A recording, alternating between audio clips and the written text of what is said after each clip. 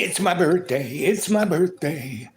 Hey, second by second, it's my birthday. I'm your princess. Who's your princess? Hi, good morning, good evening, good afternoon, and welcome to Dreamy Dreamland with your Sensei Al Bob.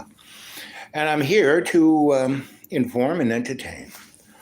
I'm still here at the school up on the hill, and it's a bird's eye view of the de-evolution of the illusion of security. And just made John a beautiful meal. And,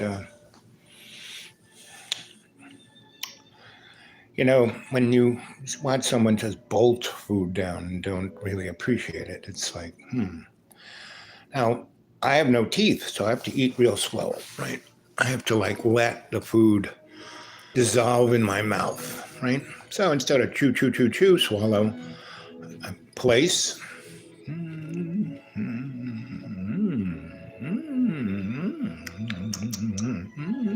Yummy. So I've been helping John fix all the little idiosyncratic things, and he had got himself a skill saw to cut out a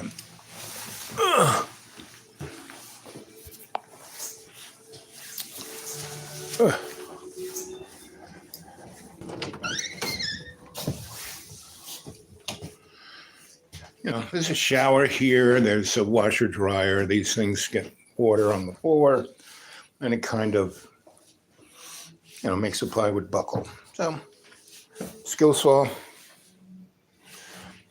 make a cut here, cut there, lift this up, cut this plywood, put it in there. Bingo, bango, right?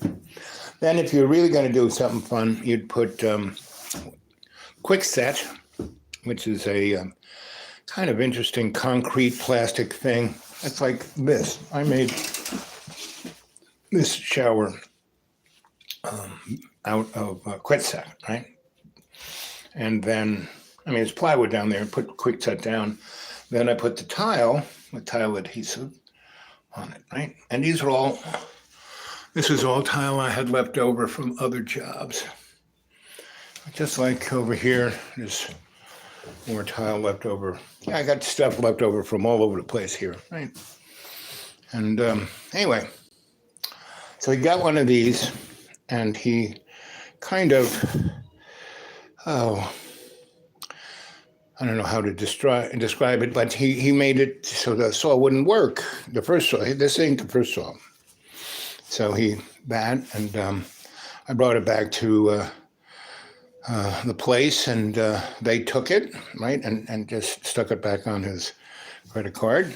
And they wouldn't give me a new saw, so he ordered a new saw. And then I found a saw in my car is like a magic wand. And I knew I had some tools there, and bingo, there was a saw, because I buy things. Oh, so here's the nice light I put in, and this kind of fun light. It's either used to be a old 1920s fan lid. See that little cycling? You know what that is? That is the LEDs going on and off, right? And my camera picks that up. Your eye doesn't pick it up. So I've been just helping him do things. I installed that light fixture and did this and did that. There were some dark holes of Calcutta. So I stuck one of these battery guys up there. And, it works pretty good. But he says, no, it has to be wired in. He always, I don't know why he turns this light on over and over again. It's like 60 out, and he's got the thing. So, but this is cute. Anyway, so I do my best. And that's all we can do, is our best. And John has to be perfect. He can't be, Oops, it's my birthday. It's my birthday. I gotta watch out for the party hat. And oh, this is a nice, comfy. These couches were left by the guy who had to get out of his house, and John was trying to get to Texas and ended up at the hospitality of someone's hospital. And basically, one of the things humans do, I mean, we all do, is we blame others for the things that we do, right? Now, the better you are at negotiating, navigating your life is when you accept, oh, I did that. I caused that. This happened, right? And so, it's my birthday. It's my birthday. I got myself a little birthday cup that I wear around my neck as jewelry. That guy who had the clock around his neck. Flavor Flav. Anyway, the more we do that, the more we blame others. Look for an excuse why we're not happy or we're not where we want to be. So, I'm here at the school not because I have to be or even I want to be. It's because John needed me, right? He's been here now. The last time he threw me out was 2017, right? And 14 to 15, 15 to 16, 16. So 2017, I was a lot better than I was in 2014. That's when I died. And I was pulling myself back, right? And now I'm, I was 460 pounds. Now I'm 210, right? And so, compared to what I used to look like, I'm a skinny guy. But I'm still 210. I'm 6 foot, probably should be. I mean, when I was, my really good looking, God-like God in demigod form, it was about 190. That's when I was walking around being Mr. Electrician. I didn't have a truck. I carried 70 pounds for about 7, 8 years.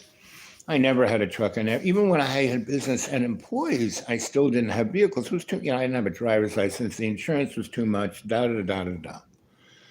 And that would, keep me from being able to do the other stuff I wanted to do. Because once you start getting stuff like that, they're like children, right? And so I basically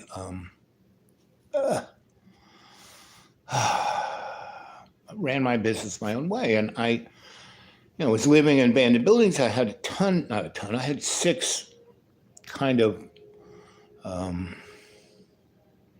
bases of operation. I had, way uptown, Bronx, Brooklyn, lower Manhattan, like Pearl Street, near Wall Street,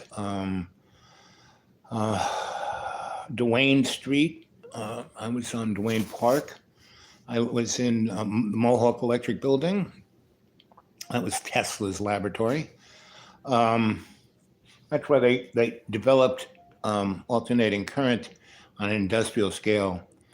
Then they went up to Buffalo, manufactured it, and stuck it on the Niagara Falls. There was a lake, a dam, a lake, and they were using that as water power, right, to run factories, but not electrically. And Tesla and Westinghouse, put turbines, water turbines, and alternating current generators, and transmitted the power from there to Buffalo, which was about 400 miles. And at that time, Nixon, Mr. Thomas Alva Edison could only transmit DC 6 miles. And every 6 miles, he had to have what was known as a dynamotor, meaning electric motor running on that current turning it into mechanical energy, putting it into a shaft that went into another generator that turned it back into electricity. And that's how Edison transmitted electricity in Lower Manhattan, right? And, from his Pearl Street station up to about 16th Street. And Soho was industrial, and that's why they had Edison put a power station on 16th Street. Anyway, so Pearl Street, I was at the top of the building. Ground floor was the first off-track betting place, right? It's just when they passed the law to have off-track betting. And the next floor, the guy sold marijuana. Next floor, the guy sold cocaine. Next floor, the guy sold heroin. And then there was me. And it was the Bats and the Belfry, meaning it wasn't just a floor. Each of those floors were a little under 3,000 square feet. But my Bats and the Belfry was almost 2.5 stories tall. And that's why they had these gigantic wheels, because they had a gigantic steam engine at the bottom, and they had a big belt go up there. And then they had a shaft, and they had smaller things, but they had generators on all those floors that sent that current to different neighborhoods, right? So I lived there, right? And it was totally, no one wanted it. It was covered in grease. I had a friend of mine, I had worked in a foundry, and I, at that young age of, how old was I, 17, Joe Battle's foundry, I spray metallized things, and that was a really almost alchemy, because you're spraying metal like paint. And it was designed because during the Civil War they were kicking out a lot of steel, but it wasn't really structural steel. And they built all these bridges, the train bridges, right? And the wood ones were much stronger than the metal ones, but the metal ones could go up really fast, right? And they could design them and lay down all the steel, and then take it on a railroad flat car, take it to where they wanted to build a bridge, and they could throw it up because it was like, a erector set, right? But, 20 years later, the thing would rust apart and fall down. But so they built so many of these bridges, they developed this technique to spray metal. And they spray one metal one way onto that rusting steel that would alchemically go into that steel and bond with it. And then they spray another metal going in another direction. And they build these lattices, which would keep these bridges structurally sound for another 30, 40 years, like until, the 1890s or 1910s, right? Anyway, so that was my little specialty. And so I got to know other people who did similar things, but in other materials. And there was this guy I knew who did a similar thing, but with plastics, meaning like polyurethane and other kind of sealing kind of stuff. Like if you had a really toxic thing and cleaning it up was impossible, he figured out the right thing and sprayed his plastic on top of it, and it would be like concrete, right? And so that was one way they were dealing with the problem of asbestos, right? And they would just cover it up, right, with a substance that wouldn't. And they kind of invented. He did a job similar to that. I met him on the World Trade Center, right? Because that whole building, why everyone got sick and died, who were digging people out and who lived down in Tribeca, was because that building was just covered in asbestos. It was, it shouldn't have, it didn't burn, it didn't, So I showed you a channel that went on about, if you go and Google architects and engineers for 9/11 truth, those guys, because our government, Building 7, how did that building fall down? No airplane hit it. There was no fire there. Why did that building fall down?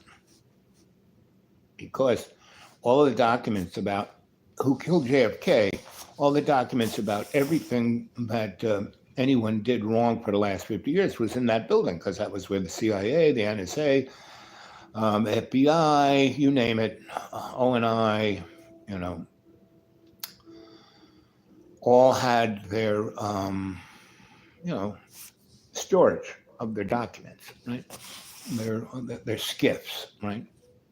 And so there were a number of, by law, things coming out that had to be brought out to the public, within weeks of the, like October. And that's why that building came down, because all those documents were left. Hey, buddy. Hi. What are you doing? Oh, live chat. Suck a dick like a champ. Suck a dick like a champ? Is that what you just said? No. What does that mean, suck a dick like a You champ? gotta stop laughing like an old dude. What does suck a dick like a champ mean? Suck a dick like a champ. What does that mean?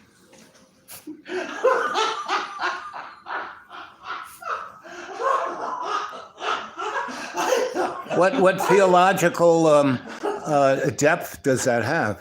Suck a dick like a champ.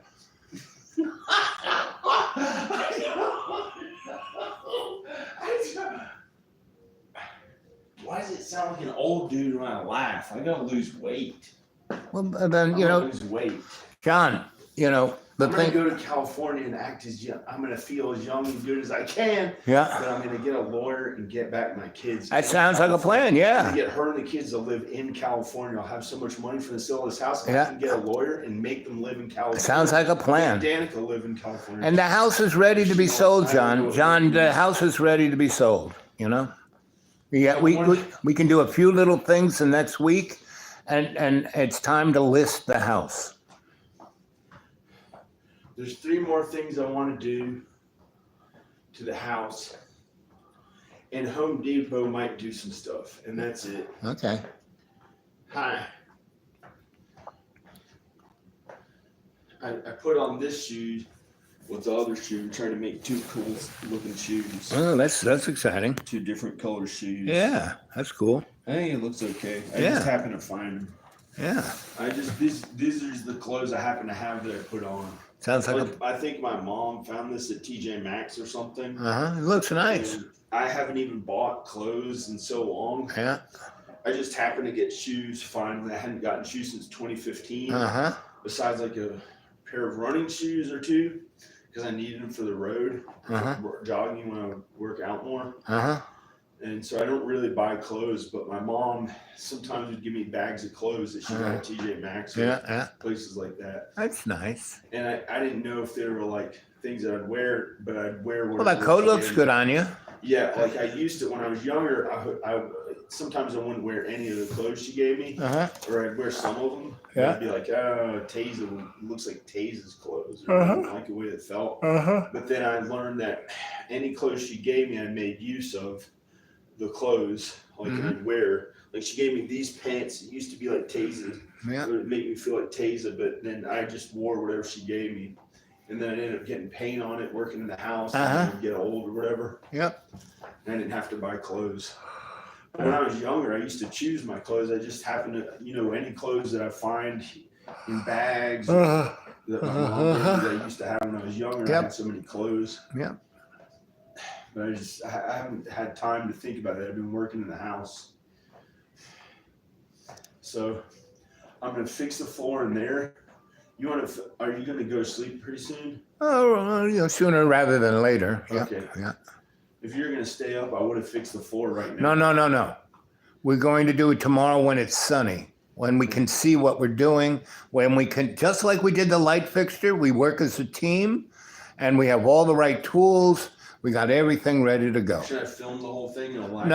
No. We focus on doing the job I'm correctly. going to film it, I think. But I don't know if I'll put it online because I don't know if you're allowed to fix the floor, a piece of plywood and put a new piece of plywood in John, the the thing is to fix the floor correctly. Or do you need a To contractor? focus, no, we can do it. We don't have to worry about contractors. But what we do is we focus on doing the job right. I'll do it right. Right. I know. So we don't distract ourselves by doing a film. we can make a film. So this is what we're going to do, and we show what we're going to do, and then we put the camera away, do a good job. and then we cut, and then we put the floor in You can film it there. on your video. No, you no. Film a live video on your channel. No, well, Just watch me do it. I don't need help at all. okay. You can just film a live. Okay, chat. sure, we'll do You wanna that. film a live chat Sure. tomorrow? Why you want? We'll and, do. then, and then I could give you like $20 if I can download it. Right. We'll see what it is. So yeah. Or you can just tell people on your channel to come to Dreamy Dreamland with Sensei Al Bob. You know? Yeah. Yeah, that's all you got to do. But I don't know if I want to have it on my channel where everyone knows it's really me. Well, you just tell them, hey, I just did Al's just done a video of us doing the floor, and here it is. Go to Dreamy Dreamland with Sensei Al Bob, right? Yeah. Yeah, we'll do it that way. Okay. I was looking up Dolly Parton. I was looking up Dolly Parton. She looked really good. Yeah, she's her entire life. She's as far as you can see. In her but what's truly amazing about John, she came from dirt poor poverty. She had to shit outside. They didn't have toilets. And she didn't go to college, and she basically, and she had kids before she ever went on stage. Yep. She's good at singing. She looks good. She's amazing at business. And she gives back. She put Dollywood in her hometown so everyone would have a job. Yeah. I like to see Elon Musk do that. She likes Tennessee. It's where she grew up. That's where yes. Tennessee. Yeah. That's where she met her husband. I was just reading now. She met her husband. She was 18. Yeah. And he fell in love with her. He said he knew he was going to marry her. Yeah. And he married her, but for a while, and he's been married to her for 50 years. And then he died. No, he's alive. Well, I thought he's he died. Alive. They're both alive. Huh. They're both alive. Okay. But I found out that they had an open relationship while they were married when she was doing famous stuff or something. Well, it was more he was a kind of rogue. But they were always together. They had kids. He was quiet. They hardly ever got any pictures of him in public. Right. But they were married. Yep, they were married. She loved him. Yep. And she almost killed herself one time. She had a gun in the house, and she had been with other men. Because he said if that's how they have to do it, then that's what they'll do. Have an open relationship while they're still married. And she'd go home to him. Right. But then it messed it up, and then he fell in love with somebody else on the side. Right. And it made her feel so bad, or something like that. I think was what happened. Yeah. That she was almost going to kill herself with a gun, and then their little dog ran in that they shared together, and he stopped her. And then it made her like. She said the dog was probably sent by God, right? And then she just didn't want to kill herself again. But that was the one time she almost killed herself. See, everyone can get themselves into a corner where they don't know how they're going to get out. She's pretty nice. Oh, she's very nice. She has a good, likable, she motivates me to see her when she was younger in movies and singing. Like she was really cool. She's one of my favorites, I guess. I didn't understand, but I got a good feeling from God. And then it made me cry because I miss Danica, because Danica reminded me of her. Because Danica used to have red lipstick and really white skin. But I don't know what's going to happen with me and Danica. If she'd be back with me, I'd be back with her, but I don't want her to be with anyone else, and I wouldn't be with anyone else either.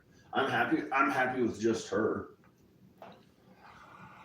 I'm happy with just her and God and Jesus, and be kind for a marriage. I would only be with her. Yep. And good morning, good evening, good afternoon, and welcome to Dreamy Dreamland. Your Sensei Al Bob here. Griot telling you a story, and here we are listening to John tell us a story. It's the same story that he always tells, so it's pretty well known, and it's very biblical, John, how do you think your story, your life, who would you compare yourself biblically to? Oh, I don't know. Joshua, I remember Jesus, Joshua, God from the Bible, a little bit Peter. I think he had to suffer. Peter and Paul, The and guy who's crucified how about for Mark and Luke? I don't How about know. John the Baptist? I mean, that guy's name was John. I'm gonna use the bathroom. Okay. I know how to do it. I'm not a fight. I know how to do it. You don't need to clean my asshole. I know how to do it. No. Is that what you had to do? Is take care of your dad when he was like 92? No, he cleaned his own asshole. Oh. No, I didn't have to clean his asshole. That's an awful sounding clown. I was joking about that because I may have to. What if I ended up having to take care of you when you got old? Oh, you're not going to have to take care of me. I'm not. No. You're just gonna die out in the woods. No, I'm not going to be around. What do you mean? You don't want me to have to? Yeah, I'm not going to let anybody. No one's going to have to take care of me. I don't know. I mean, I've already been. You don't want someone to take care of you? I have no need to. God takes care of me, John. God is the person But what who if you takes care get of me. so old somebody has to take care of John, you? I died, You and wouldn't trust John, You wouldn't trust somebody else. No, that's your not. dad was No, to I you. just wouldn't want After to. how mean your father was. You don't even. My let somebody father drive wasn't your car. mean. My father You was. won't even let somebody drive your car. Have What? you ever let someone drive your car? Yeah, a number of times. You have, but why would you not let me drive? Because you don't have to, Because John. I was like kind of. You don't have to. Because You don't have to. And John, you can drive my car. If you were to break, you would buy, spend $10,000 and buy me a new I car. don't have 10,000. Well, then can't I am I have protecting you. I'm $400. protecting you from not having to buy me a brand new car. I have $400. I'm protecting you so you don't have to buy me a new car. I would be. I'm protecting you so you don't have to buy me a new car. I would be. I'm protecting you because I know you. I'd be more careful with your car. No, you wouldn't. No. Yes, I really would. No. I've been in the car when you drive down that hill. You do it at 40 miles an hour. You've destroyed already 4 cars already. About your body Right. being in good shape. Yes. And healthy. Yes. Really kind. Oh yeah. I'm really good. Yeah. I don't- I- Yeah. I-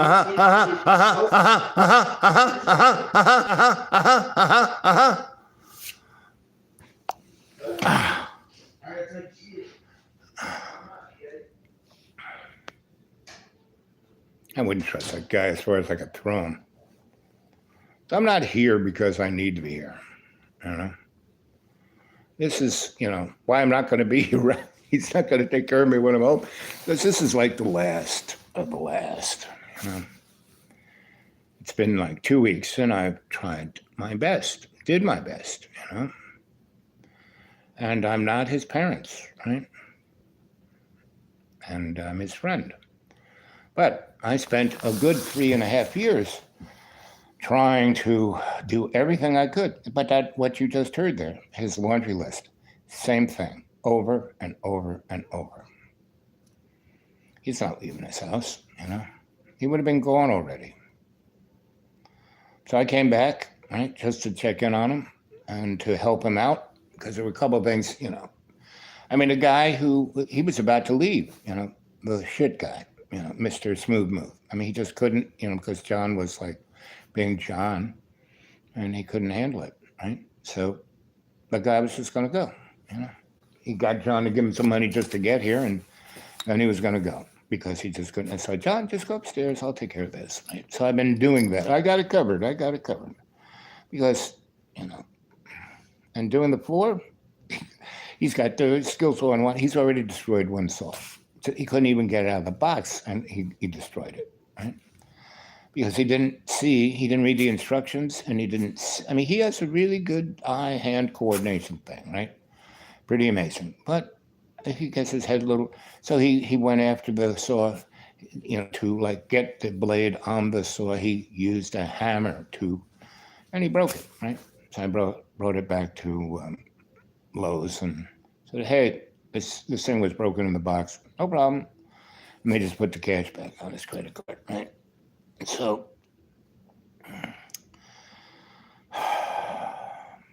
you know, so it's going to be a little nippy the next week, and after that, spring should start coming in. But what's truly amazing is the guys who,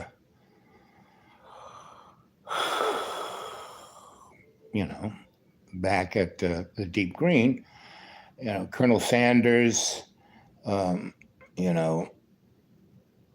his father. I haven't figured out a good nickname for his father.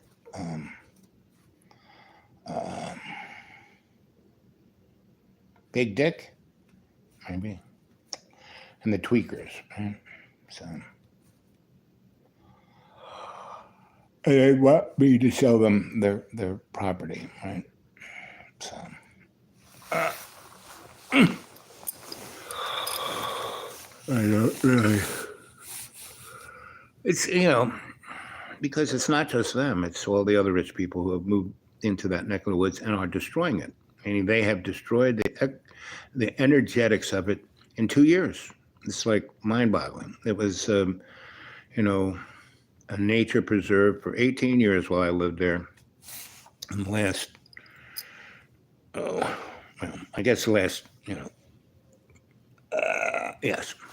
last two, they came, they saw, they destroyed, And that's what, Hillary Clinton said when she was Barack Obama's Secretary of State. They went after, why they went after Libya?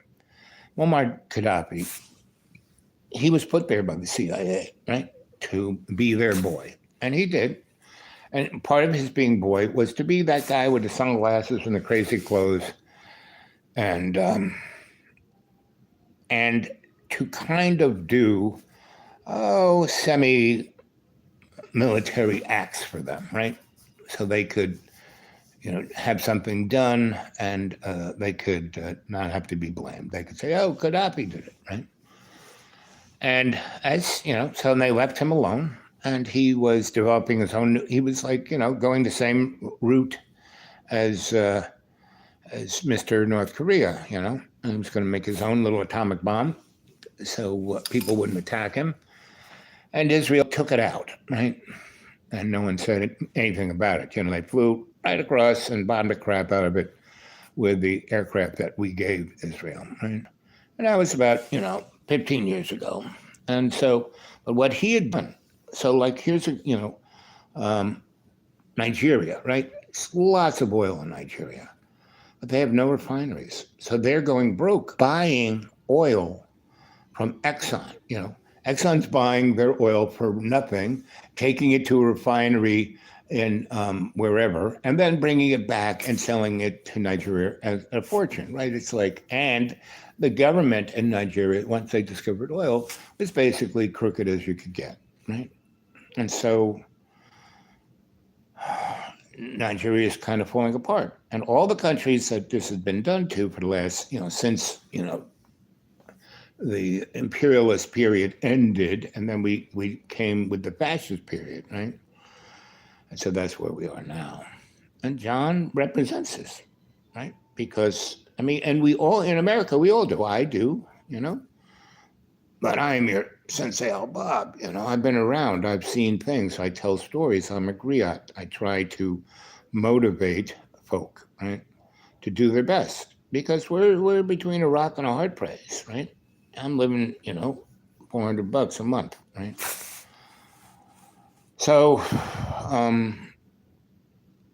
I came here just to get away from the tweakers because the tweakers and Colonel Sanders and Big Dick, it's Big Dick. That's a good name for Colonel Sanders' dad, Big Dick. And all those names, we are all of those. We're all Colonel Sanders. We're all Big Dick. We're all tweakers, right?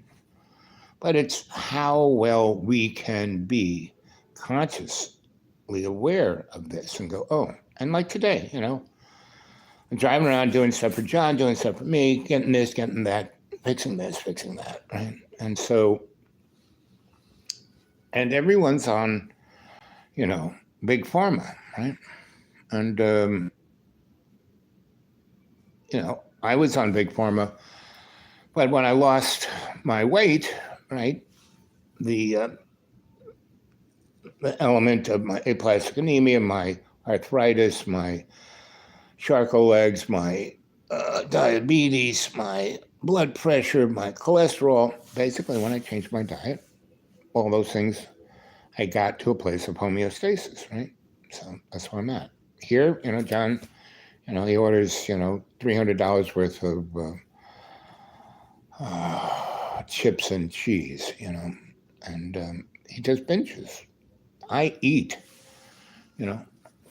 very little in the morning, usually fruit and tea.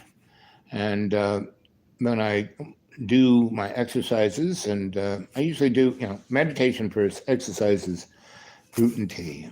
And then I go up and do whatever I'm going to do. And somewhere in there, I will get something to eat.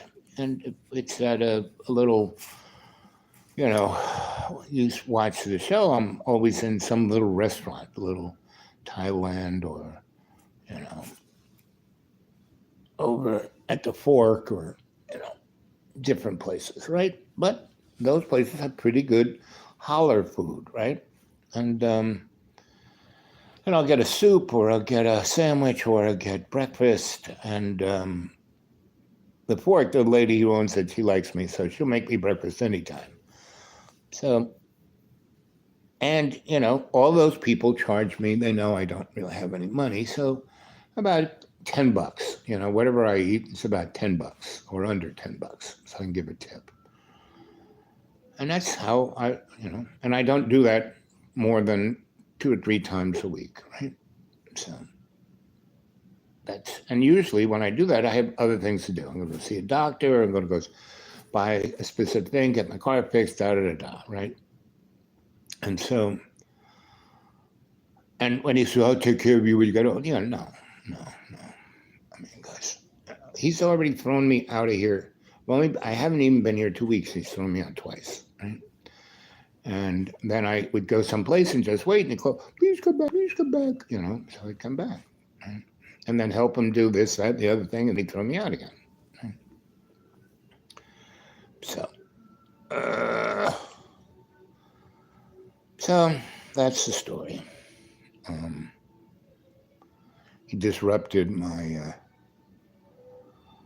thing, but he also punctuated it, So that channel, that was that channel that, the story about the Illuminati and aliens. Well, that's true, It's true to a point, meaning aliens, we are aliens. We're the aliens, and we're somebody's high school experiment, But, that's because you aren't your body, You're not even your soul. Your soul is part of the replicating karmic wheel, right? What we are is spirit, right? We are up here, spirit, right? And our soul is this little golden fiber optic line that goes from our meat puppet up to our spirit and our superconscious mind. And the, hard drive of all of this is our Akashic record. And so if you, study the mystery schools, that's what you get. And all religions are based on these mystery schools, all these power structures of the hidden hand, Hail Hydra, Illuminati, whatever you want to call it, they are all part of the mystery schools. And there are a lot of them. There's, Theosophical Society, the Thule Society, the Drool Society. There are a lot of them, right? And they're all the same, basically. They're all Sumerian the Sumerians, all the other guys, the Greeks, the Egyptians, the Romans, they all wrote their shit down on papyrus, so it all rotted or caught fire or, what's his Nero? Nero, he used to burn the library of, the great Greek library, Plato's library, the Academy's library. He burnt those unbelievable documents to heat the water so he could take a bath. Right? I mean, that's where we're at. We're still there. It's unbelievable. It's amazing what humans can do when they serve love's co-creation. It's just mind-boggling what they do when they don't. I mean, this war in Ukraine and Russia and Yemen, and you just go on and on. It's like they don't have to happen. There's no reason for that violence, right? Or the violence of John Boy, or the violence of me, Now, 60% of the time, I'm really aware of everything I do and say. And you can see me being real specific when I talk to certain people, like John. Right? If he doesn't listen, I then use my outside voice, So that's, and yeah, I bet you Dallas Donuts, he gets that saw out. I shouldn't have put the blade in it. And he's going to start working on the thing tonight, right?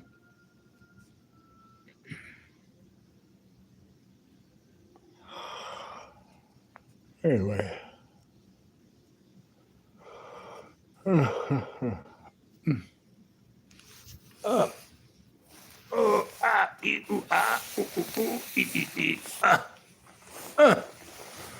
gotta get up.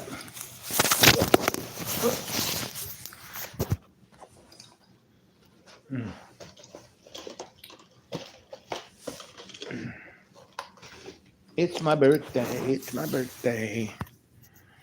It's my birthday. Looking good. Yep. Let's go see what our boy.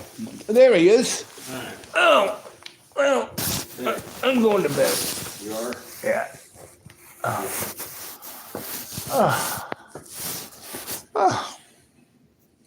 How's it going?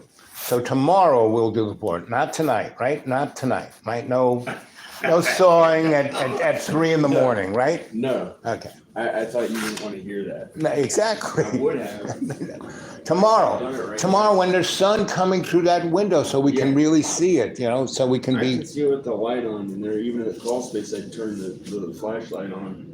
It'd be a lot easier during the day, right? Okay, well, I could do it right now pretty fast. No. I'll do it tomorrow. Tomorrow. Because you're too tired. Yes, I'm going. Okay, buddy. I cleaned up the kitchen. Okay. Cleaned up the kitchen. Okay.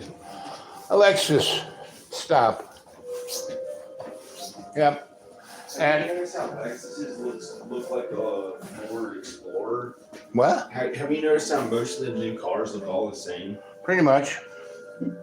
Like for the past 10 years, they all look pretty much the same. Yeah. So why even spend, other than you get a reliable car? You get a reliable car, but what, I can't tell the difference between a $60,000 or $70,000 one and a $20,000 one. Or a $10,000 one. Well, I only have one car and I have to have it last me because I can't afford another one. Yours looks okay. Yeah, it looks okay. And I have, so if you want anything more, I made a little, this is quite tasty. No, I'm not hungry. Good. Because you want to lose weight, I'll tell you how to lose weight. You don't eat anything after 7 p.m., great. right? Oh. And then the other thing you do, you drink ice water before, after you stop eating Ice? ice water. That's different from regular water? Yeah, it's cold. What about regular water? Well, that's good for you, but especially our water. But ice water does a thing to your... Ice cold. Yeah, ice I hate cold. that. You don't want to spend another winter in the cold. No, but ice water is different than being in the winter. Maybe you'd like it in California. Yeah, sure. Maybe somehow you'd like it there. Yeah. I don't know how much money I'll have or what, but you can probably stay next winter. Yeah, well, by that time I'll have figured something else out.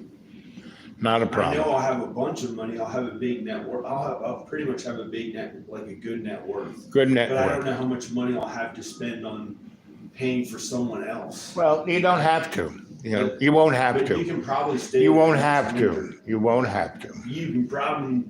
You You can probably. you stay won't there next have winter. to, buddy. It wouldn't be that much money. You won't have It'd to. just be a plane flight. You won't have to. And then if you wanted. You won't have to. Okay. So good night. Sweet dreams, Prince.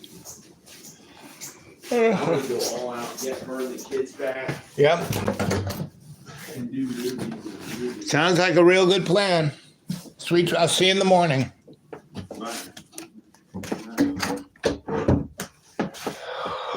Oh man.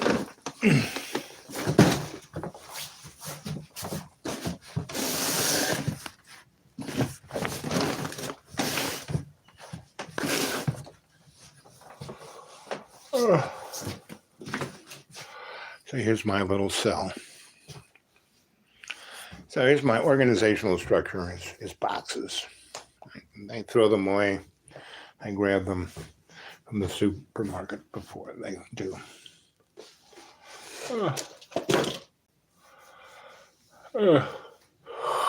Okay. Well, let's see.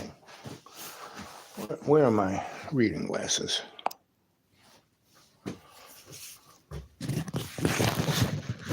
There we go.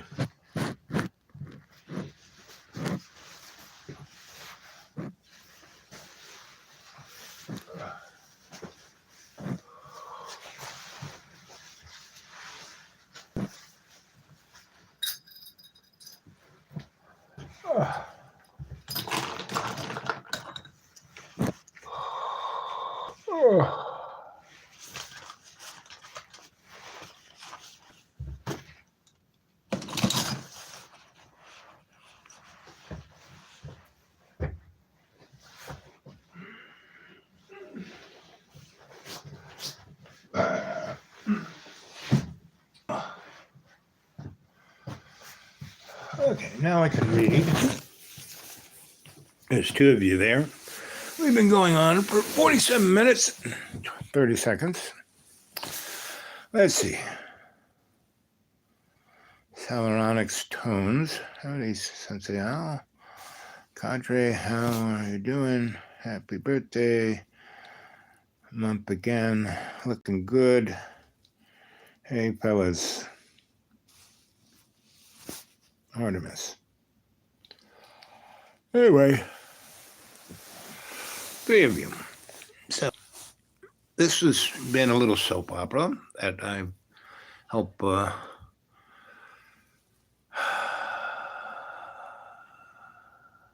manifest.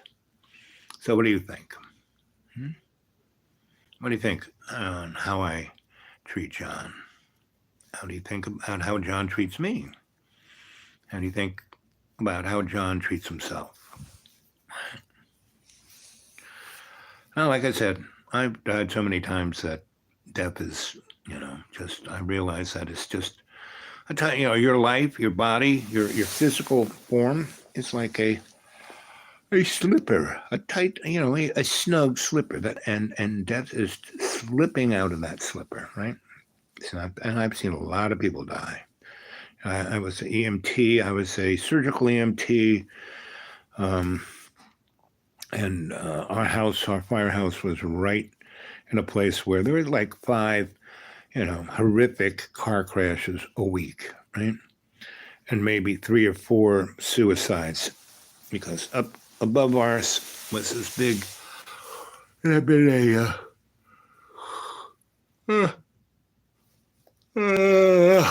it had been a trailer park, right?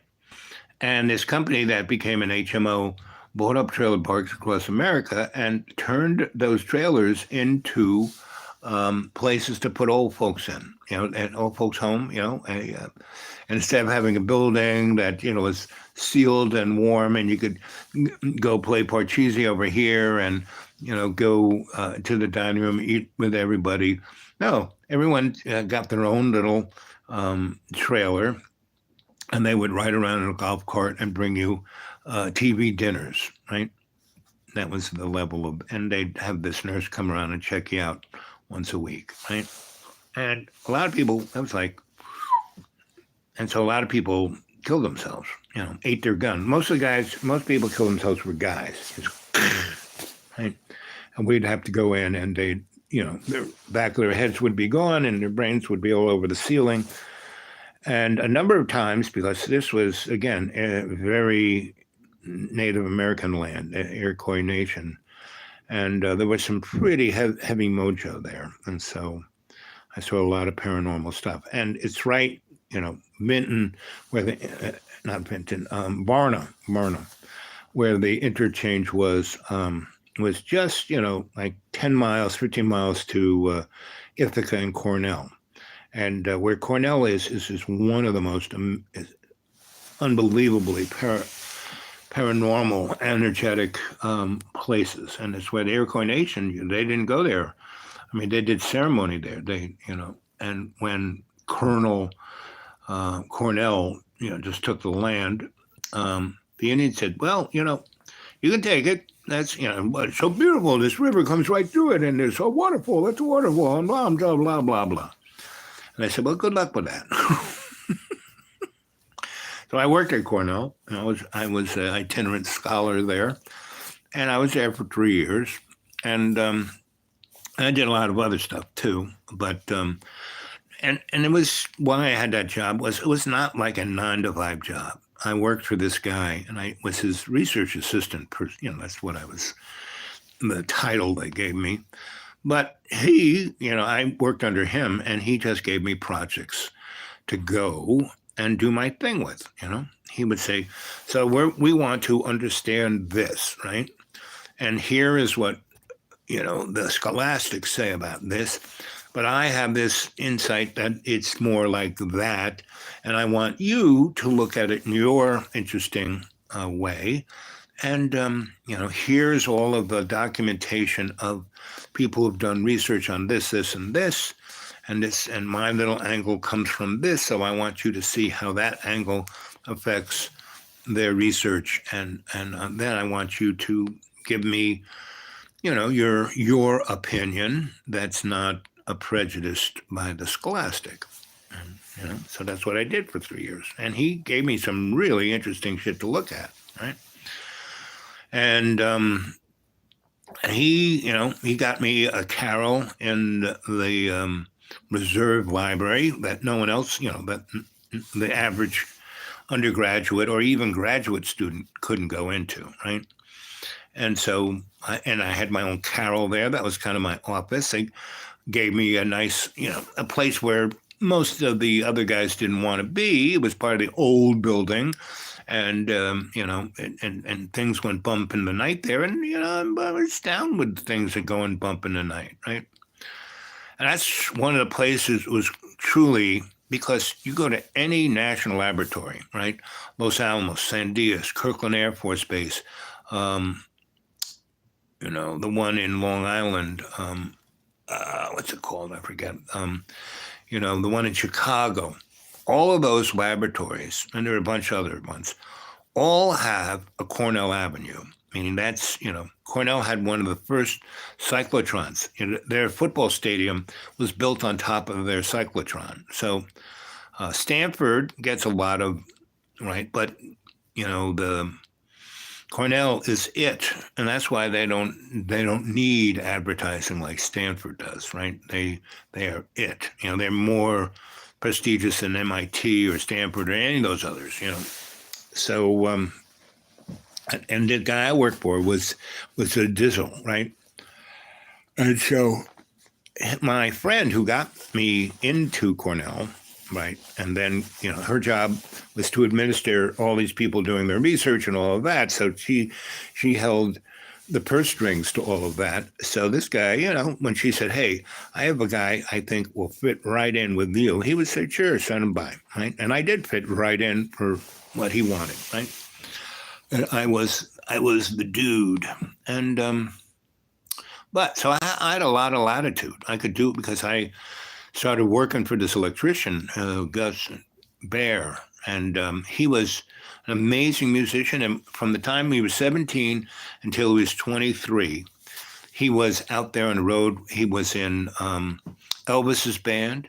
He played with the Beatles when they did their big stadium show in New York City in the 60s. This guy could play like you couldn't believe. And he had built his own man cave underneath his shop. And it was outfitted like a 1950s diner, right?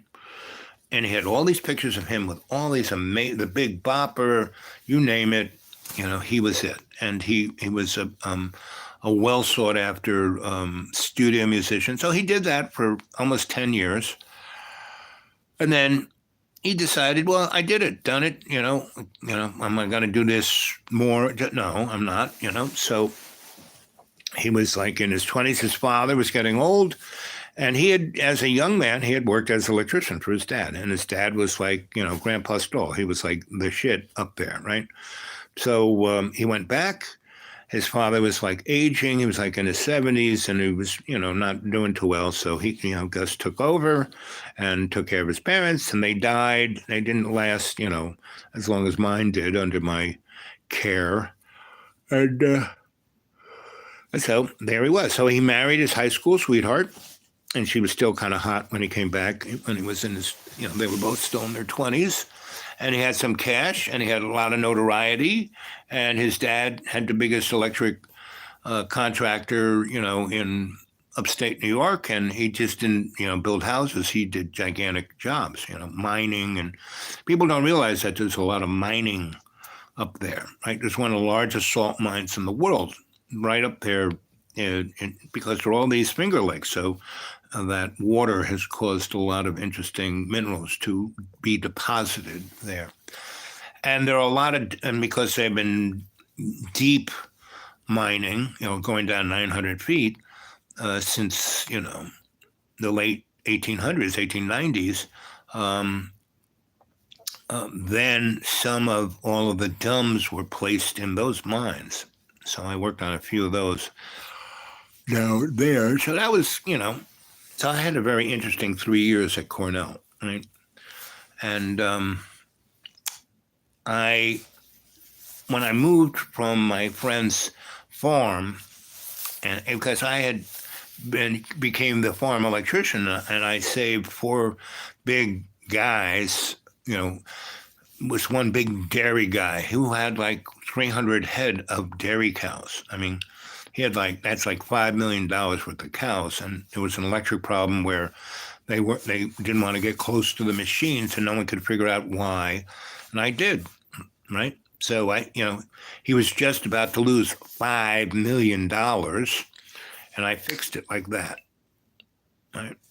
Because the real problem was grounding, right? And the utility company had put high voltage lines on his North 40, and because there's so much water in that ground, because they didn't ground it properly, there was floating current. There's a what is known as a floating ground, and so every time those cows went into the milking machine, and the guys would stick, those things on their udders, they get electrocuted.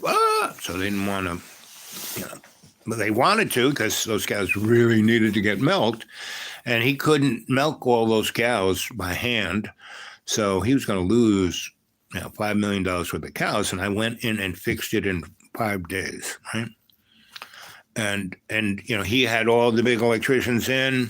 That's how I met Gus, because Gus had come in. He's too busy doing other stuff. He came and looked and said, I don't know. And the utility company, I don't know. Everyone said, I don't know. Everyone's too busy. Me, not so much, because I was at my friend's farm. She and her crazy husband had bought this 500-acre beautiful farm for $50,000, right? It was after the 86 crash. And so, and the last time it was, wired, it was the 1920s. So everything was like tube and peg. And so I rewired everything. I rewired their house. I rewired all the barns, their milkers, you name it. I rewired everything. And that's how I kind of got, this is how this works, right? And so I was there for about 4 months. But the guy was kind of nuts and kind of like John, but a little more driven to do things, right? He wasn't like John doing nothing. And John doesn't do nothing, but he spends all his time like picking up lint off the floor. He was doing it, instead of sitting and watching this movie with me, or showing me how the stupid thing worked. He just went bloop, bloop, and turned it on because I couldn't figure it out. And he then got anxious and he couldn't sit there with me. And so he started complaining how he hated doing all that. He has to clean his house up so he can sell it. I mean, the place is clean, fine, And so he's picking up little, gnats of crumbs and, And he was, you ate in here? I said, no, I didn't, John. It's the first time I sat here in a year and a half. No, whatever crumbs are here is from you. And they say, Then he found a plate with his shoe on it. And he said, oh, yeah, I ate here the other day. Oh, yeah, it's in there. And that's like I said. He's always ready to blame. And that's what people do. That's what's going on in the Ukraine and Russia. They're both blaming each other, right?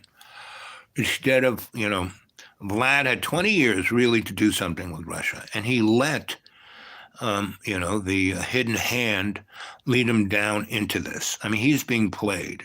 They first put him in power. I mean, he was a chump colonel in the secret, in the KGB, right? That's like being nothing. That's like being... Go get me some coffee, It's like not a big deal, right? And he wants to be like Peter the Great, right? So they know they can sucker punch this guy. And they're setting him up to be the worst Russian ever been, right? And then there's guys like Scott Ritter and guys like that who kind of work for the hidden hand and just, keep feeding the pig. And that's what's going. Oh, look at that. 1 hour, 2 minutes, and 2 seconds. I love it when that happens. Good morning, good evening, and good afternoon, and welcome to Dreamy Dreamland with your Sensei Al. That's me, your Sensei, your griot, telling you stories here, right? And I want to thank the 3 people who have sent something to my PayPal, a gift, and I don't charge anybody for any of this. I do receive gifts, so anybody wants to send something there, that's the dudeawake42@gmail, dudeawake42@gmail, dudeawake42@gmail, right? And anybody else here? Artemis, tell us about yourself, Artemis. Who are you? Actions, go to channel, report, remove, no. Anyway. We are at an interesting time, but in the last, 100 years, we've been in interesting times, right? Since the Spanish-American War, or since the Civil War, let's say Civil War, right? But, since,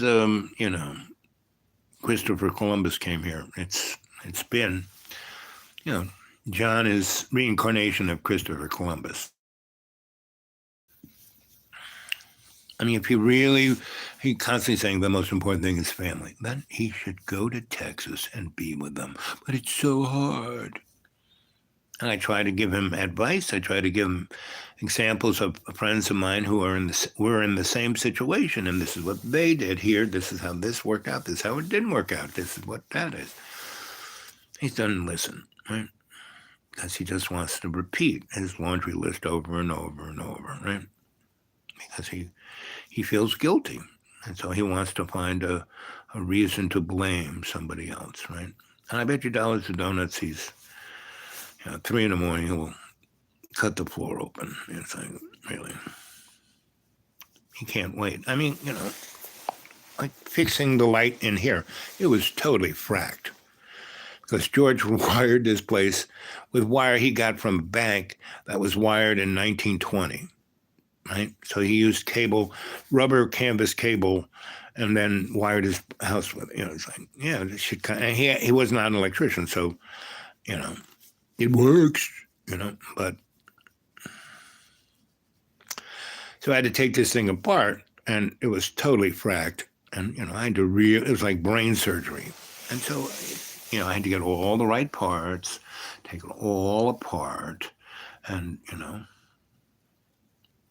take it to a place where it would be, safe, probably inadequate. Meaning, this place, the only person that, no one was going to buy this place from me, but someone had to. So, I told the Hill, okay, baby, find somebody for me. And they did. They found John. And John was the guy.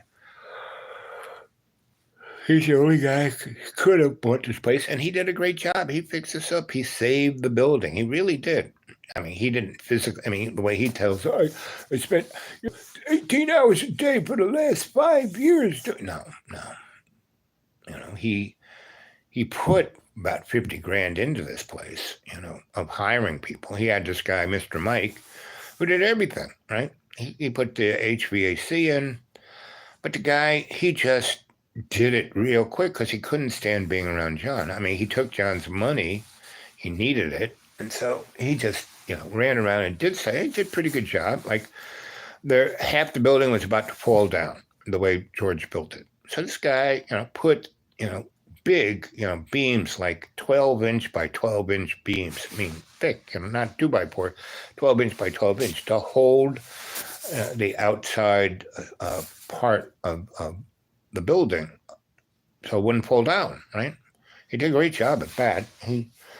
He also, George had all these patios all over the place, poured concrete. I mean, he's Russian. The Russians build everything out of concrete. But George had the slope of these floors that were outside instead of pitched, to the outside of the building. He had it pitched so the water, when it would rain hard, it would go into the building, stuff like that, So, Mr. Mike fixed all of that because otherwise the building was about to fall apart, right? Because this building is mostly concrete and stone. Built and no real foundation either. It's built on not even a rock. It's just built on the side of a hill. And there's no real foundation. Right? You go down the stairs and you see, it's just, concrete on top of stone, on top of concrete, on top of stone, on top of, George had no idea about footings. There are no footings on this whole friggin' building, right? So Mr. Mike fixed all of that. He didn't put new foundation on here, but he got it so the water didn't go into that part of those walls to dissolve them and have the building fall apart.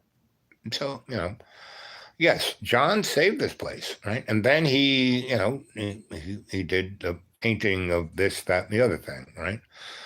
And all of the water would come. So when he bought it, all of these ceilings up here had gigantic holes in them, right? Because the water just came straight through, went all the way down, right? So that's why that floor is kind of warped that way, right?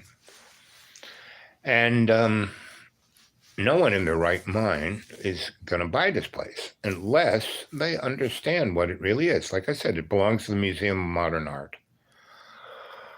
And so someone who had some money, this would make a great Airbnb hotel almost, right? Because I had a friend of mine from Switzerland came and visited me years ago.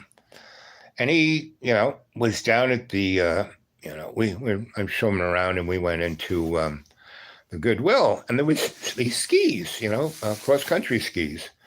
And they wanted boots and skis and poles like $12. So the guy goes, these are really good, So he bought them. And he brought him up here. So what are you going to bring him back to Switzerland? He goes, I don't know. I'm going to stay here for a week or two. Maybe it was the middle of winter. Maybe and it was. It snowed. It snowed about 8 inches.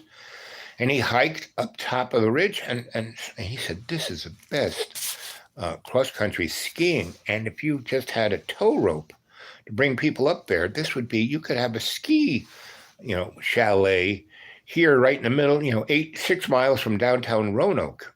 And so, I mean, there's a lot of potential here, right? And again, it's a spiritual thing. I had my mystery school here. Too bad I didn't have any good students. They let me give you $300. You give me a certificate to say that I'm a shaman. It's like, what? Give me a break. I can't do that. I have this thing called integrity. And people didn't understand coup or a Tao, which these are all indigenous people terms, right? It's about integrity, responsibility, hospitality, generosity, and grace, right?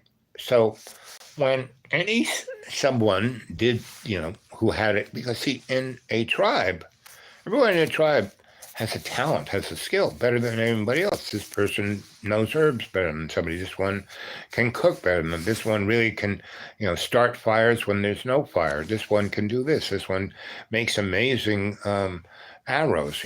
Everyone has a skill, and so everyone's appreciated. And so, you don't get paid, but you get appreciation, right? And that's how it works. That's how life really works, right? And when Ithaca in 86, I got there in 88, and 86 crash really did all those farmers in. Some were guys who didn't spend money, they didn't have, so they didn't put themselves out.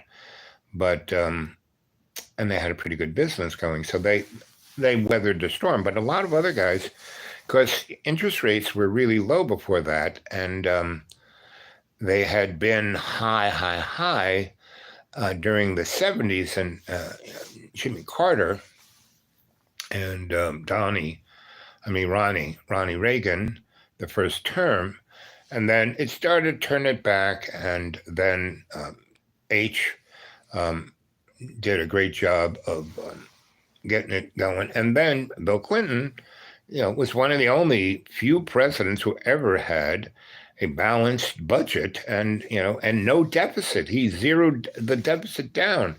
And see, the United States, when it was initiated, I forget which founding father. It's the guy who was the first, financial secretary.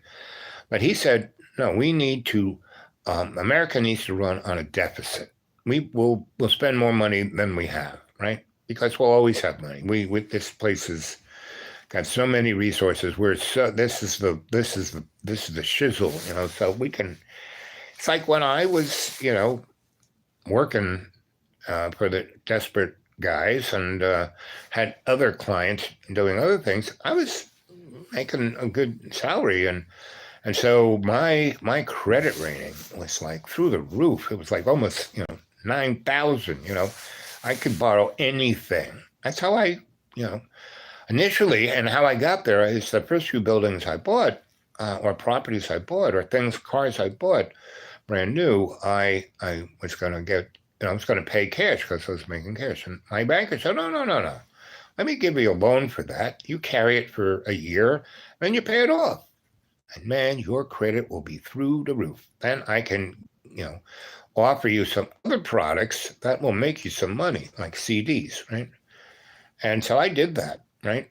Between 91 to, when I died, 2014, right? 91 to 2001, 2001 to 2001, that's 20, and then for like 15 years, 25 years, right? So I was doing pretty good. But when I died, I was so extended, I was trying to be like Warren Buffett, buy, borrow, die. But I didn't die. And I, so I came back, and, I was in the school in a wheelchair with braces, right? And now I'm walking around without anything, right? Yeah, I'm a little stiff all the time, but no wheelchair, no braces on my legs, My endocrinologist and my bone doctor are just amazed how I'm still alive, and how I'm still walking, right? So anyway, that's the story of that. So being in Ithaca, so first I was out at Mary's and her crazy husband's, and her hidden agenda of rescuing me from New York City, and she's my good bud. And we've known each other by that time for at least 10 years on the scholarly plane. But she was an administrator, scholar, and she was running all of the because I got to know her by writing rants and being part of the UN. She had been part of that scene. And then she went to Cornell. That was her, her bonus for doing that kind of work for about 6 years. And then she got to be an administrator at, and have a really powerful place. She was, in charge of doling out money to through people's grants to their research and their stuff there at that school on every level, not just sciencey stuff, but social stuff and literature stuff and you name it stuff. And so her hidden agenda was, she married this crazy guy because he worked, and was very productive. And he wanted to show his daddy up about, that he was a better farmer. But he was a computer programmer. And so he worked at Cornell as a computer programmer. And so he liked the fact, Mary has all these hippy-dippy, philosopher guys, and he, I thought you were going to be like what, but no, you rewired everything. I like you. And not only that, when summertime rolled around, I became farm boy, meaning it was just him and me doing a 500-acre farm. We had grass and corn, and we were selling those. And he, instead of doing feed corn for all the cows that were up in that neck of the woods, he did sweet corn. Like we were going to sell it at the supermarket or something. I said, I don't know about this. And he said, no, it'll be great. And it was great. I mean, that sweet corn was sweet. I mean, I ate a lot of that sweet corn. But we had about 100 acres of it, right? And so it was like he couldn't sell it. He couldn't get any wholesaler to buy it because they wanted to buy it for nothing. And he wanted to, buy it for what you sell it at the supermarket. So I said, let's rent a U-Haul truck and take it into New York City and go sell it at, Union Square Market on Saturday. And we did. And every time we did that, we would just throw it into the back of that truck and then drive it there like at 3 a.m, get there at 6, find a nice spot, open up the back of the U-Haul truck and sell it out, right? And we would make $2,000 cash every time we did that or thereabouts. And did he give me a nickel? No. And it's my idea. I helped him do it. All the rest, he would buy me lunch. He's a real skinflint. And I, wired up his whole, I did about $20,000 worth of wiring. We wired everything in that place. I put new services, you name it, I did it. And I basically, I couldn't live in their house. They had a big farmhouse, and they had 4 big barns. And one big barn had this many layered thing for putting hay lofts, right? And there was one hay loft that was beautiful. It had this big door that opened out and faced, east, faced south, and east and west was right across. So sun shone through there like nothing, and it had this oak floor that was amazing. It had this, oak staircase. People used it for more than just sticking hay up there because they had other barns for hay. And it was beautiful. And there was this really nice, amazing, large 4-poster bed with a pretty good mattress. And the springy thing was still in good shape. The other thing was, it had been outdoors a bit too long. So I went and got a gigantic piece of foam, put it there, and got myself some netting. There was a used, a Army surplus place, and they had these great nets. And I covered, sections of it and the bugs weren't actually that bad. I could have lived without them, but I don't like to be woken up by bugs at night. So anyway, I had a beautiful place there for the summer. Mary got me, in April, and I lived in the farmhouse. It was still cold. It's upstate New York. But by late May, it was nice. So by late May, I'd rewired everything, and he was putting stuff in the ground. And Mary was making books. She was going to South America, mostly Brazil, to do these grants that Cornell was part of, right? But she'd go there, and she and I had also been part of a mystery school, Theosophical Society. And she actually went to school to be a geologist, right? So she knew stones really well. And she was also an artist, and so she made jewelry, So when I knew her back in the day, in the 70s, she was an artist, and she was a geologist, and she knew stones, and, she was at the UN, and we were both part of the Theosophical Society, and I was part of all these other crazy mystery schools in New York. And we were buds, and we never sparked off but we were tight. What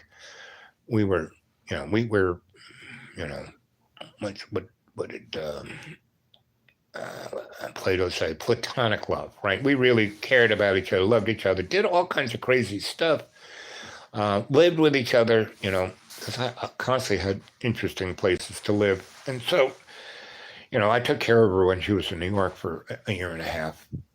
And then we were buds, and we'd go to these conferences, and we'd hang and party and just have a generally good old time. So she knew I could do almost anything. And so, her ulterior motive was she came and got me, and brought me to her place, got me this gig at Cornell. And then she kept going to Brazil, and being the administrator of this project that Cornell had there. But what she was really doing was she was buying crystals and then sending them back via like the almost diplomatic pouch of Cornell. And then she had this business where she had these all these towns where there were colleges. Where the mall was, she started having, instead of renting a store, she would just have a thing in the mall part, right? They didn't do that yet. So she'd have this guy she knew made these really nice things that could roll around, and, they could be locked up wherever they were, and she'd roll them in there, and they'd be covered in crystals, and she'd find some college kid to, manage that little cart in that mall. And she was making millions of dollars, not with drugs, right, but with selling, new age crystals to college kids. And so that was her what do they call it? Their skinny, their side thing, their side hustle. And so she needed me to stay and keep her husband from, tilting off into the wind. And so, and I did that, spring and summer and fall. And fall time, so what happened was I finished wiring everything. And I was like, they had a meter there, but it was like, single phase 60 amps. And all I did was I got a meter base, right? And put a new riser, like a 400 amp service line, because, the power lines were right there. I was a lineman. I put it in there. And I brought the meter from the farm, and I took it to the utility company and said, listen, I need a replacement. I need a single phase 220 meter. And here's this one. And I put and they came over and looked, oh, man, this is good work. Sure, here's a meter. And they stuck it in there, not even a blink, no inspector, no nothing. I rewired everything, and I was on the poles doing it, and I still had my crimps, my lineman's belt, and the little spurs that dig into the pole as you climb up it. I'm still I was in my 30s. I wasn't really getting big by that time. I was, I wasn't 190. I was probably 240. At that time, but I was still in pretty good shape. I could still climb a pole. So I did all of that, and the road that went up to the other 5 farms, which were much bigger than this one, were up the hill, and that road went right through Mary's farm. because, they had the house over here, a couple barns over here, a couple barns over here, and, 200 acres over here and 300 acres over there. And the road went right up through their property. So I, stringing wire all over the place and climbing poles, and these guys would see me up there, and, Anyway, one day, and the barn I was in had gigantic barn doors up on my floor looking both ways, right? And so the air would come through, and it was nice. And I had it up there. I had a great stereo. I had brought my disco stereo. And so I'm blaring out, Jimi Hendrix, and like the whole valley can hear it. And so I'm sitting there right out where the road is, formerly known as you all. And so this guy stops, and I look down at him. It's an old guy in his pickup truck. He's got a really nice pickup truck, not like beat up, nice pickup truck, like maybe a year or two. Anyway, he looks up at me and he goes, "Hey, are you the farm electrician?" I said, "What do you say? Are you the farm I said, "Hold on." I picked, and this is like, not CD times, but a nice stylus. I kind of picked up the arm off the record, went over, and I said, "Well, I'll be right down." Okay, I came down. I said, "So, what did you ask me? Are you the farm electrician?" I go, "Well, this is a farm. I just rewired the whole thing. I guess I am the farm." He says, "I have a real problem." I said, "What's your problem?" So I have, there's 5 of us up there, and we're all milkers, right? And so we do like this guy does. I mean, this was a milk farm too. We have grass and we have feed corn, and this moron put in sweet corn. I said, "Yeah, well, that's his decision. Are you an electrician?" "Yeah, I'm more than an electrician. I am an electromagnetic mystery." That's when I was in Australia. I was part of the Circus Oz. Look up a woman named Punch Hawks, right? And she's more well known as a photographer. And who got her interested in photography? Me and Donna, right? But she was a performance artist. So was I. She was a lot of things. She's a great writer. She wrote a great book about the art scene in Australia in the 60s called Monkey's Paw. Anyway, look her up on Google, Punch Hawks. Well, so she had this thing called the Avant-Garde Theatre of Australia, right? And Circus Oz, right? And so, they need an electrician. I wired, the Avant-Garde Theatre, right? It was a big factory building, and I tore it apart and turned it into 3 black boxes and a gigantic big theater, rock and roll hall down at the bottom.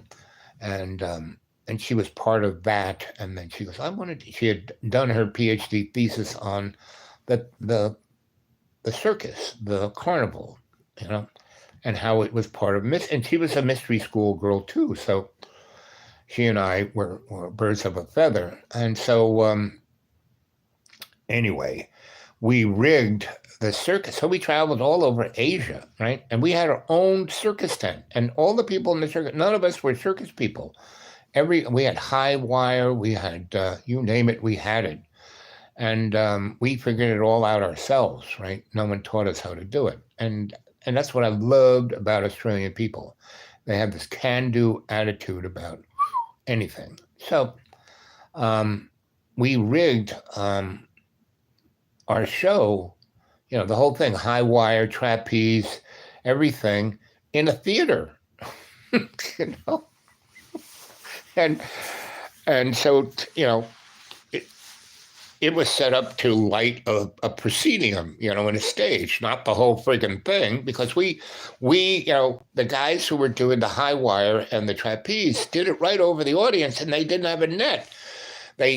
What it was a stick we did. We had to climb all the way up this ladder to where their little perches were, but when they were performing, they would really only be about 20 feet above the audience. So if they fell, they would fall on top of the audience. That was their net. But it was doing this without a net, right? So anyway, we rigged this whole thing this way. And so I had to rewire this whole friggin' theater to light, because the majority of the show wasn't going to be on the stage and on the proscenium. It was like right where the audience is, where you don't normally have lights. So anyway, and we went in there and we smashed holes through the walls to like put up the cables for the high wire and the this and the that. And that's crazy. Did any of the audience members ever die? No, they would just, have sprained necks and arms and things. But really, nobody ever fell, right?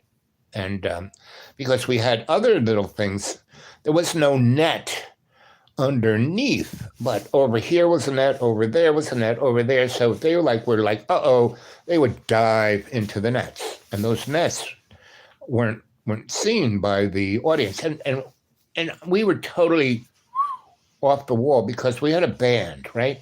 And it was on this little perch of a stage. And the stage was on a rail, right? And so it would start off over here. So we normally did it in a tent, right? And so we controlled the thing. But when we did this thing in a theater, it was, we didn't do that. We only did it once. And it was in Manila, right? In the Philippines, right? So when we did that, we had to have their inspector come in, make sure that, it's going to be like, 800 people in the audience. And, and we were like doing stuff to the place that no one ever did. So they, they sent their inspector, and he was he was totally amazed at what we did. And so he just saw what we did. He saw that how professional we were. And one of our logos was, when things get weird, the weird get professional. Anyway, so how he saw I wired everything, right? And because in reality, they didn't quite have enough electricity to light what we needed to do. And what they did have, that was quite interesting, was they had high voltage coming into it. And the transformers, instead of being in a vault in the street, it was in the theater down in the basement. So I got MCM cable, and I ran high voltage all through the place, and then put transformers where the lights were and put SCRs to control the lighting, right? And instead of having like a big piano board or something, right? So anyway, so the guy was smart. He saw what I did, and he was go, "You're a mystery." And that's where I got, it's on my business card, EMF and lighting mystery. So I'm more than an electrician.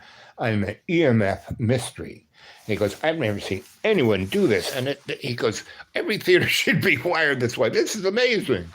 I said, "I know, but they aren't, because they just stick to the same boring thing, because it allowed you to do anything you wanted to do." I was quite proud of myself. So I'm pretty much more than an electrician. My real, because I worked for Grandpa Stahl, and Grandpa Stahl was the first person in the world to have a master electrician's license.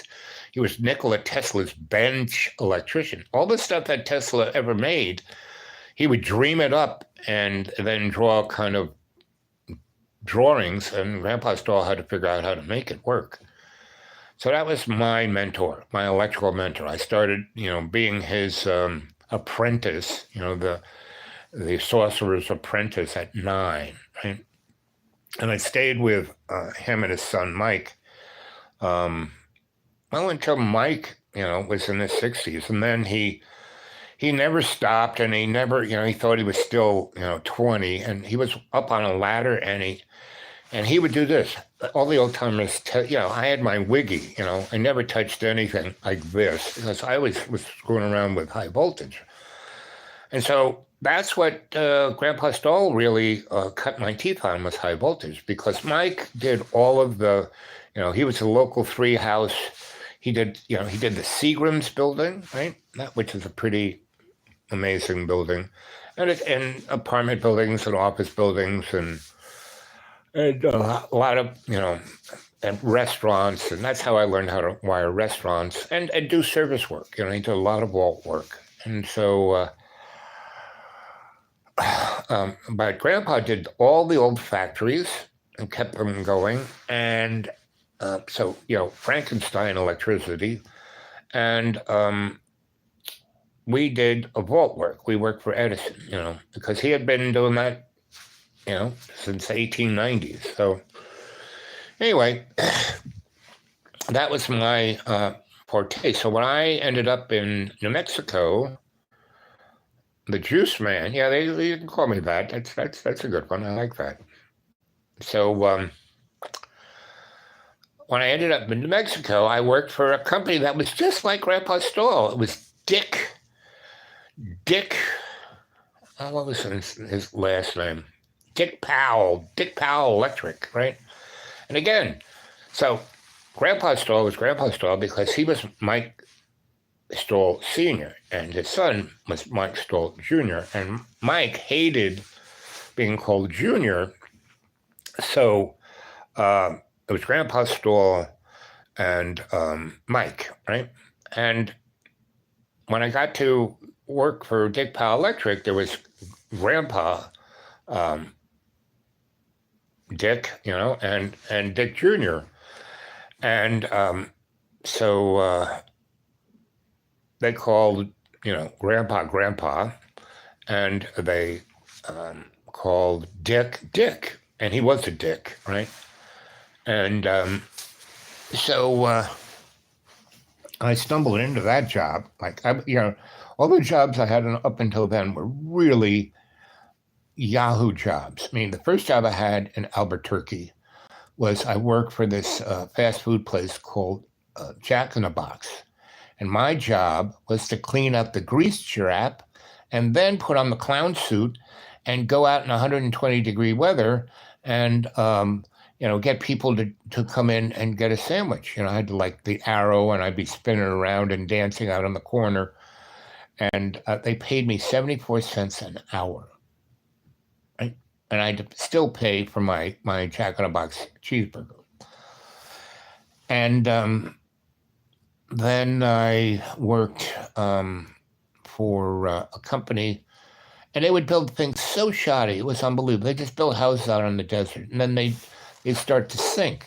So we would jackhammer pipes underneath the house and then use gunite machines to pump concrete underneath them, and that would jack the house up, right? And then it was quick setting concrete, and it would set, and that was our job, right? Until one day, and everyone who worked on that crew, except for me, was an alcoholic and a heroin addict. So they were totally fucked every day. So one day, and it usually took one cement mixer to level out a house.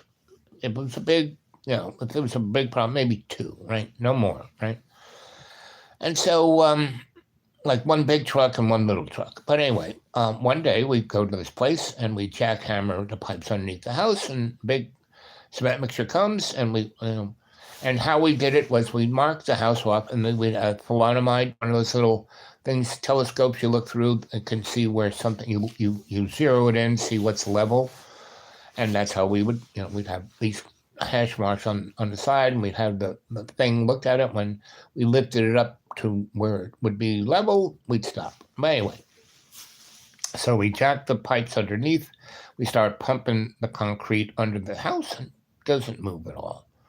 So, okay, one big cement truck, okay, another one, okay, another one, okay, another one, okay. We did 12 big cement trucks.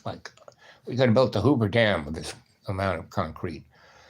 And then all of a sudden, fires, sirens are coming, and these cop cars and fire trucks come flying up the hill. I can see them coming up there, and they come and stop, what are you doing? And what had happened was these morons had jackhammered the pipes into a culvert, and they were pumping concrete in a culvert. It was going down because this house was at the top of the hill. It was going down, and it went into the drainage system, and it went into where the big mall in Albuquerque was, and it started to fill the mall floor where the people were with concrete, and it was quick drying, so people were starting to get stuck in the concrete, right? And there were a couple of people where the concrete kind of went up to almost their hips. And so that's, and some smart firemen called up. There were only two big concrete companies at that time in Albuquerque, and they said, "Where is it? A lot of and they got the address and came up and stopped us. So everyone got fired. except the guy who was the real, the manager guy, who was the brother of the, he didn't get fired, but we all got fired. The next job, I sold Kirby vacuum cleaners to poor people. And then that company, when those people couldn't pay the weekly sum, they would take their house from them. It was like, so it's like I saw the worst of capitalism, right? And, Albuquerque wouldn't exist without Kirkland Air Force Base, and that's where Area 51 is, right? So the weirdest of the weird shit was going on there. And you'd see it walking down the streets, right? Little green men with antennas, you name it. It was like, okay. And everyone was either on crank, skank, or whatever, angel dust, lighter fluid. I mean, everyone was self-medicated, and not so much. And then one day, I stumbled into a, and it's what happened to me was, so I was a yellow card man for the guy who sold the Kirby and they weren't Kirby's, they were something else, Larry vacuum cleaners, but they cost like $700, in 1972, right? And or three, and it was right around when Nixon got, quit. And I saw Jerry Ford on television. I may not be a Lincoln, but I am a Ford. I mean, he was a total moron, and to see where Jerry, what he had, he was involved in a lot of skanky shit. But, all our legislators are the best money can buy. Oh, look at that. 1 hour, 41 minutes, and 41 seconds. And good morning, good evening, and welcome to Dreamy Dreamland. And anybody wants to throw some, my PayPal, that's the DudeAwake42 at Gmail, DudeAwake42 at Gmail. And it still works. Since Thanksgiving, 3 people have sent me something, and it's been very nice. It saved me from the chinny chin chin, right? And so I was, doing this, and what I did was I didn't demonstrate the vacuum. I mean, yes, I demonstrated the vacuum. I knock on the door. Hi, I'm from Larry Vacuum Cleaners, and I'd like to demonstrate this, right? And I would come in and I would demonstrate it, and then I would have them sign this yellow card, which gave the company the legal right to send in their salesman to give them the hard pitch to buy the vacuum, right? It's like selling cars.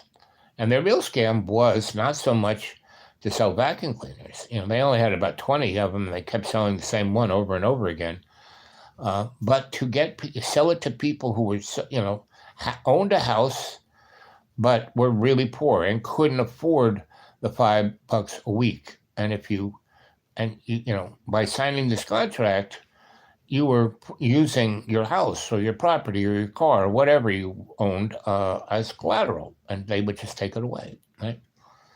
So my job was to get the foot in the door and get them to sign that yellow card, right? So the first day I went out there and I, just said, hey, just let me, sign this card, These guys are going to try and sell you a vacuum. Just don't buy it. Don't buy it. Don't buy it. Don't buy it. Don't buy it. Moron, don't buy it. Let's just sign this card. And they did. So first day I came back with 20 cards signed. And my boss nearly fell over. He said, I can't believe it. I mean, most guys, the yellow card guys, don't get no more than like 6 cards a week. You got 20 in a day, your first day. Unbelievable. And you're going to go far in this company. You're going to be president, blah, blah, blah. He just went on and on and on. What a great guy I was, right? And at the end of the week, if you sold the most, you get $1,000 bonus, right? Well, his brother was the guy who got that all the time. The yellow guy who had the most cards would get $300. So that week I got $300, right? I got paid $5 a yellow card, right? So, 5 times 20, 2 times, that's like, $100, right? So I that first week I did that, between 75 and $100 every day. And then 300 at the end of the week. I mean, that was like rolling in cash, man. That was like pretty freaking amazing. Anyway, I did that for about a month. And part of the thing was why I took that job to begin with, they came and got me in the van, right? And then we'd go to McDonald's and I would get breakfast and a coffee, right? And then they, bring me to a neighborhood and set me off with the, suitcase and the vacuum, and I would go house to house to house to house. And then around 3 o'clock, they would come and get me at the other end of the neighborhood and drive me back home, right? And they would basically go to McDonald's and I'd get a, Big Mac with secret sauce and fries and a Coke. And they paid me every day. The boss's brother would Sludge, that was his name, and the other one's Crud, and they wore polyester business suits. It was like bizarre.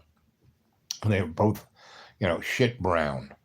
And so after the first day, I got paid. He gave me that $100 that first day. Next day, I had about $80 worth. I got $80 cash, right? So I was getting paid cash every friggin' day. And then at the end of that week, I got $300 cash for being the best yellow card guy they had. They had another yellow card guy, and he wasn't doing too good. He wasn't looking too good either. Anyway, so I did that for a month.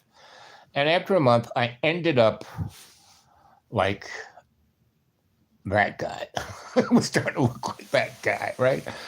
I was self-medicating too much. I don't drink, and I was drinking a bit too much. I had a girlfriend, kind of, and she was a total, she was a barfly. She worked at this place called the Tender Trap.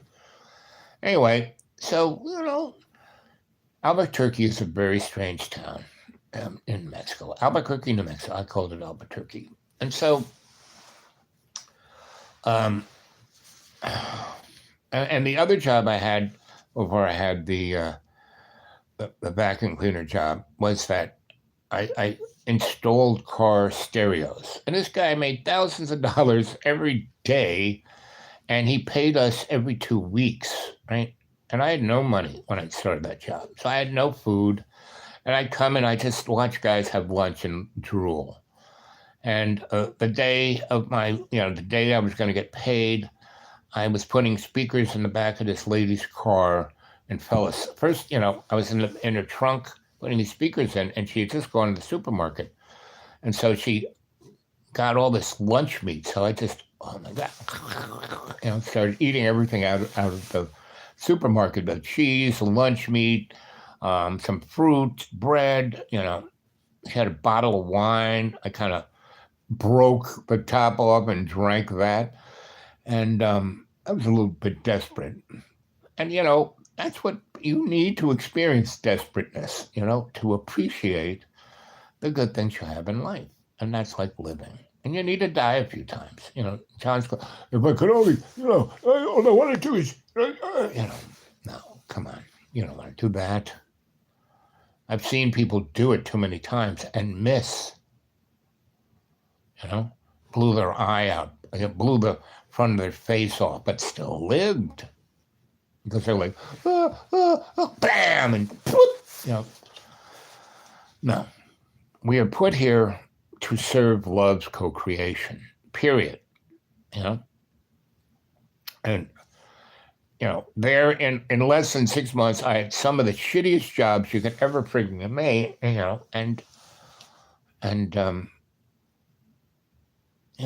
was an orderly in a hospital also. That was another, and that job was, I got paid nothing. I got paid $33 a week before taxes,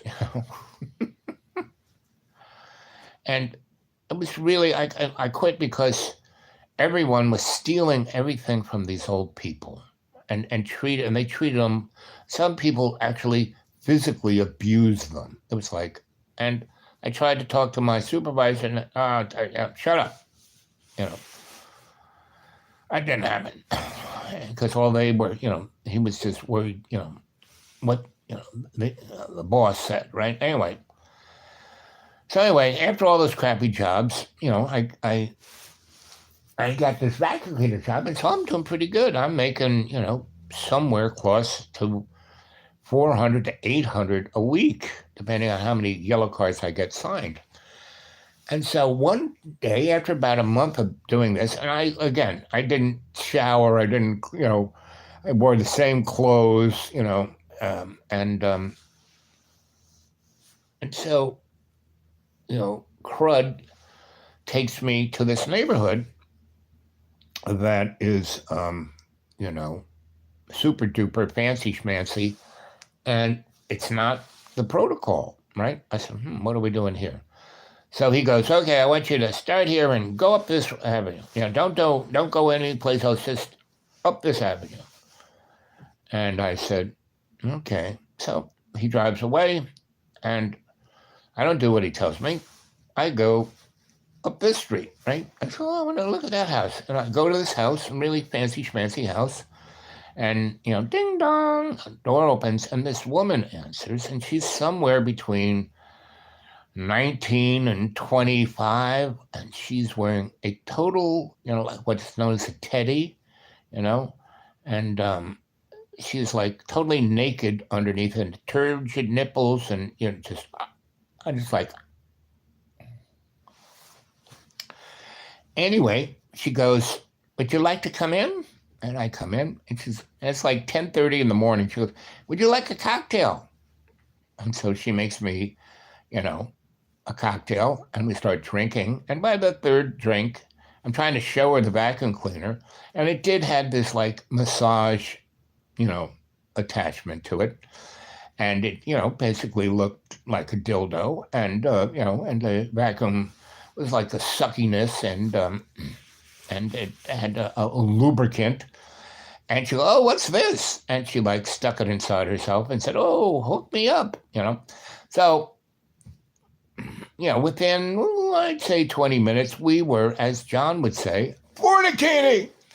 There was nothing intimate about this. And it was like a football game. This girl was like, I've never known anyone that had the strength, any guy who had the strength of this woman or girl or whatever. Like I said, she was not a child, definitely not a child. But like I said, between 19 and 20 something, right?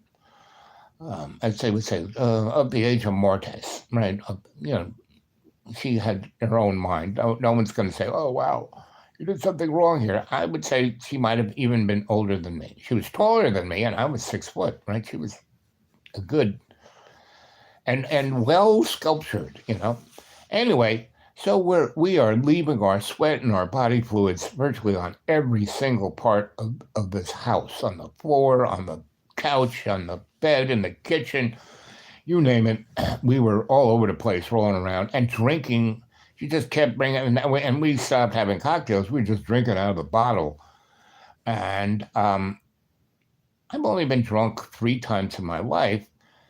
And I think I drank more, volume of alcohol at this time. And I really, I didn't get sick. I didn't, I don't even know. I was like time travel, right? I don't know what was in those bottles she was giving me. Anyway, long story short, the day flies by, and they have a pool. So we're in the pool doing it on the steps, on the diving board, and and then we're in the living room because it's this really soft, ooh kind of rug, and we were just going doggy like you couldn't believe, and she was riding me like a pony. And all of a sudden, I hear this clink, clink, clink, and I look up, and there's Scruggs. There's my boss, and they come in, and they grab me, and they start shaking. What are we doing?